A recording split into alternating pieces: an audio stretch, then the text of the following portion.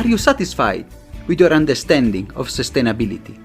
If you are not, imagine a journey together, a pluralistic one, with academia, innovators, startups, NGOs, all looking for solutions to the greatest challenge of our time. My name is Samuele Tini, and this is the Sustainability Journey. Welcome to another episode, and today I'm thrilled, I'm very happy to have such a guest, a world leader. I don't even know where to start, a world leader, an author. And then also, as you know, in our podcast, we try to give voice to the Business for Good movement. There is also the CEO and founder of a certified B Corp, Marmalade Fish, the only B Corp in the Middle East. So, wow, let us introduce Samie Al-Achrafi. Samie, thank you so much for being here. Thank you, Samuele. It's amazing to be here. And actually, I'm delighted to say there are now 3 B Corps in the Middle East as of this week. Wow, fantastic. So the movement is growing. Took a while, but we're getting there. And you know, Samie, I'm really excited because your profile, you're an author, a world leader, a protagonist in the B Corp movement. But as usual, who is Samie? What is your sustainability journey? My sustainability journey, Samuele, goes back a few years when I was sitting at various roundtable discussions, listening to experts from corporations who were proudly asserting that changes had been made in their products and packaging to make them more sustainable. And so I asked, have those changes been rolled out across all markets? And the response came back, no, just in some, where it's mandated. So in another discussion, I asked an expert about sustainability in the supply chain and how do their values inform their decision-making and who they choose to partner with. And the response was this kind of blank expression. And so after a few more of those interactions, I came to realize there was a difference between what was being portrayed outwardly, often garnering hundreds of likes on LinkedIn, and what was actually happening in reality. And there was lots of green and whitewashing happening. And I guess there still is, right? And so as I became more discerning, I saw an opportunity to go broader and deeper. And it's my personal perspective that if you want to become more sustainable, then the starting point is values, culture, and this idea that I write about of conscious leadership. So thank you for your introduction. I founded the consultancy firm Marmalade Fish in 2015. In 2016, we became the first certified B Corporation in the region.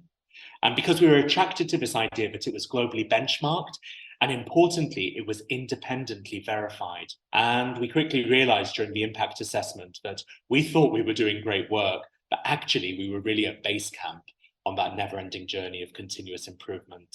They say you're only a leader when you have your first follower. So last summer, we got our second B Corp in the region, which was 6 years after initial certification. So it takes time. And as I said, the third B Corp, I believe, was announced this week in the region.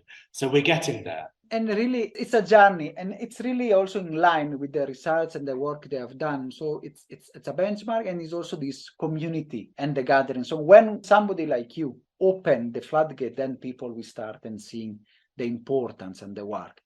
And as you said, you are also a world leader, an author. So I want also to talk a bit about Marmalade Fish. The first one, for the people that are listening, they might say, Marmalade Fish, why this name? What's about? And the other one, I mean, how do you approach organization? What do you do? What is the mission and the vision for Marmalade Fish? Well, I'm half Arabic and half English. So you can imagine my father's dismay all those years ago when I said I was going to call a consultancy firm Marmalade Fish. But over time, it's become part of the vernacular. People have accepted it. My intention with the work we do is never really to criticize any initiative. But I think in the same way as we grew to understand that culture is not about foosball tables or free after-work drinks on a Friday or nap pods, I think that we need to understand that sustainability goes beyond banning plastic bags and getting people together as teams once a year centered on beach or park cleanups. In my mind, it's really about how ESG is embedded into the culture, behaviors, actions, habits, practices of everyone at every layer of the organization. and really articulating why that's important and how it will be done in those various layers of the company. And when it comes to values, not everything in life can be a priority. Not everything in business can be your priority. So having meaningful values tells your people and the market who you are and what to expect when interacting with you. And when done properly, I think creating organizational values is it's a really engaging process, figuring out actual values are and what perhaps might be aspirational. And when it comes to data, there's so much data out there that interprets what we call the climate of an organization. But we refer to that at Marmalade Fish as lag indicators. So like how people are feeling and showing up at work is a bit like the weather, but culture is deeper. It's like the meteorology that produces the weather. And we say it provides lead indicators to help leaders drive a business, importantly, in the direction that they would like to head in. So it's all about working out what your priorities are and how you're going to get there.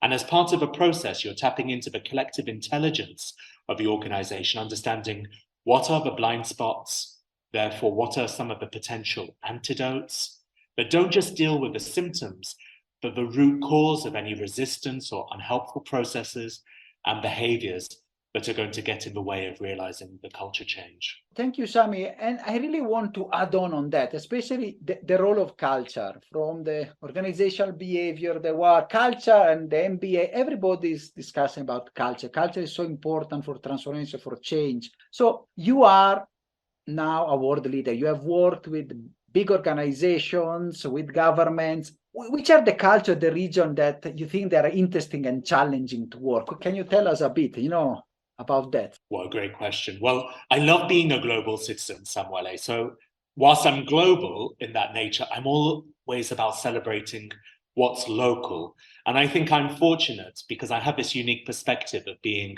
half English and half Syrian, but born and raised in the UAE, and my career has taken me all around the world. So I've been able to straddle different cultures. And through that, I've realized that leadership kind of needs to be broadened out to be relevant for the whole of humanity. And as you know, I have a chapter in Time for Humanity, my book, that explores this idea of conscious leadership in a global world. And that's particularly relevant because I'm speaking to you today from Dubai, where there are over 200 nationalities all trying to figure out how to live and work together. But to respond directly to your question, I absolutely love working with frontier and emerging markets. They tend to embrace these new ways of doing things and they want to evolve. There's less resistance, I find. Now that travel has opened up again, I tend, when I'm doing consultancy work or facilitating for leadership teams, I try to arrive a couple of days early to really immerse myself in the local culture, and in doing so, expand my worldview. And I think that is the way. And also, I mean, I'm not at your level, but also the podcast I can see is making strides more, surprisingly, in the emerging markets and in where people are at the forefront. And I think they're the front for sustainability. And also, they're the most affected also from the effects of the climate change. And you have mentioned Time for Humanity, and you're really in the work that you are doing, the conscious leaders and the work. So for the people that are listening to us, can you tell about your book? What is Time for Humanity? Why even the name? I mean, why is so important that?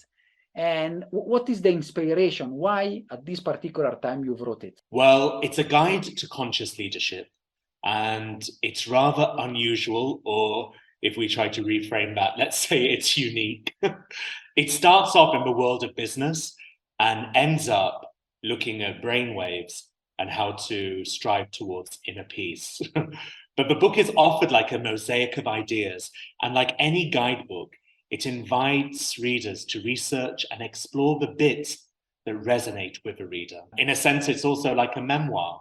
So I've tried to intersperse it with practical examples, personal stories, some academia, behavioral science, and even philosophy. Samuele, I found that there are so many books out there, so many great TED Talks, so many research papers, articles, and yet when I walk down my corridor where I live, I sometimes notice that my neighbors resist making eye contact with me, or we don't always hold the door open for somebody. I see aggression on the roads. I notice that some people, they don't even take the extra couple of steps as they open the garbage room to put the rubbish down the chute. Instead, they just throw it onto the floor. And it's my sense, how on earth can we expect to address the big and important issues of our time if we don't start to live and examine our values in our homes and in our communities? And I know we love models and bullet points and 10 steps too, but I don't think that's necessarily what's needed right now. We're in this transitional period for humanity. We're going to be articulating, I believe, in the next 5, 6, 7 years, what the next few generations will look like. And there is perhaps an overemphasis on the external. So I tried to resist in the book the temptation to provide any models or frameworks to being more human. Instead, I wanted to offer readers an opportunity to reflect across the pages and just consider what might they shift in themselves and in their leadership of others as we bring about the kind of change that we want. To add on that, you rightly said we are in an age of transition. So in some books I read, we are in the between times. And especially as we discuss, the role of technology can shape the world and maybe even shape how consciousness and leadership is done. Because as we know, prediction machines and algorithms are there to decouple more and more from judgment and help humans to judge. So how do you see this development? Which is it positive? Is it negative? Which are your concerns? Can it help also humanity to found themselves? Or how do you see it? Absolutely can. Technology is, or at least it should be, a facilitator, an enabler for humanity, and not the other way around. And so I believe when leveraged properly, it can be a great competitive advantage. At Marmalade Fish, we actually partnered with a company to offer non-biased AI solutions that bring the culture and engagement to life with different reporting tools that are multi-layered, often in real time. And in that sense, technology can be a huge catalyst for change. My concern is that with such rapid advances in tech, at this meta level, the grass is kind of growing underneath our feet before regulation can and is keeping up to protect us. And you know, Samuele, most people now accept that algorithms pretty much control every aspect of our lived experience. But on the occasions that I've spoken to a human being to question an automated process or a decision made by a machine, I've been told by human beings that they have no insight or control into it. And I really feel that we need to regain some of that control and understanding if, again, we're going to create that kind of future that we actually want. That is, I think, a concern that many people share about the new technology and the works. Engineers now, and the string of control and power is the one that creates the algorithm, which also with the feedback loop comes back and learn from himself. So I want to ask, you are a leader and you have also a perspective from Dubai and from the world to see the melting pot and the diversity of the world. So how do you see, which are the trends and development that you can see in these 5 or 6 years in this age of transition, which are really, you are really looking? Well, I think there is a growing consciousness that the current approach is producing certain results, and more people are questioning whether we want different results. And therefore, there is this more energized, I don't love the word movement, so let me say instead, community of people calling for something different. I'm seeing people overtly expressing their values. They shop locally, for example, if they want to support their local community. Today is the beginning of Ramadan. We're recording this on the 23rd of March, 2023. And I'm noticing more families for the first time are talking about minimizing food waste. So we're bringing these sustainability ideas into the consciousness of people's hearts and homes. Employees are increasingly making it clear that they expect their companies to do no harm in the world. They're speaking up about toxic work cultures that don't work for them. And as I write in the book, that's really important given how much time we spend of our 1,000 months on Earth at work. So I think people are beginning to take back their power. They're making more conscious micro choices throughout the day. For example, with tech, I know that there are people in my community who are becoming more conscious of the data, how they share it, what they get in exchange, whether they unwittingly press accept to everything in order to access certain sites. They're reevaluating their use of social media so that it enhances their lives rather than distracting them from living a full and meaningful one. And it's really the movement and the way also people, they are really taking back some power, some humanity, and also transforming a bit also is coming also transformation of businesses rather than the business as usual, the profits and the shareholder primacy. You know, the B Corp movement, it's really fostered a new way of doing business. So it can be one of the way we can take back our humanity and looking at all the different stakeholders. So my question on that is, why a bit you decided as a pioneer in 2016 to become a B Corp certified, and which was the impact of the certification on the company, the clients, how you have influenced also the way you work? And I love the way that you describe, Samuele. It is one way for humanity rather than the way. To be honest with you, we're still trying to raise awareness of B Corps in this part of the world. I'm personally looking forward to more Arab entrepreneurs who care about people and planet as much as making profit, seeking certification for their businesses. At the moment, it's usually business students around the world who hear about us, are inspired and reach out. I'm not even sure that B Corps are taught in business schools here. And when I think of Expo 2020, there was a lot more interest from foreign visitors coming to the UAE. And I'm seeing the same with COP28, foreign visitors who will be traveling over here, reaching out rather than it being homegrown. So I think we still have a long way to go on the journey. And I suspect it's an awareness issue and maybe as well a bit of a caring issue.